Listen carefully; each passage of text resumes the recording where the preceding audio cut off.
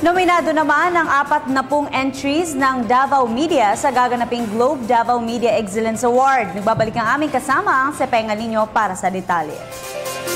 40 sa 270 entries ang nakasama sa listahan sa final nomination ng Globe Davao Media Excellence Awards o DMEA ang patatangalan sa lungsod ng Davao Biyernes.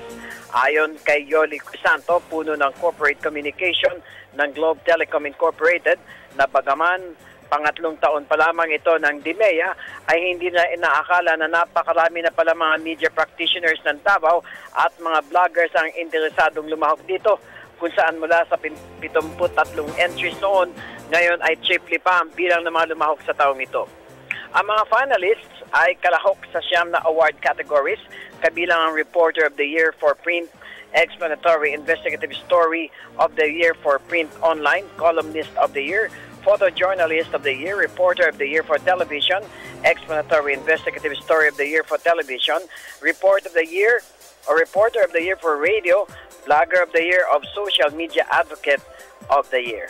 Napagkasunduan ng mga hurado na para sa print at broadcast categories ay ibabase ito sa 50 ang content, 25 sa impact at 25% din sa iba pang kategorya. Para sa Telebisyon ng Bayan, Peng Alinyo, Radyo ng Bayan, Davao.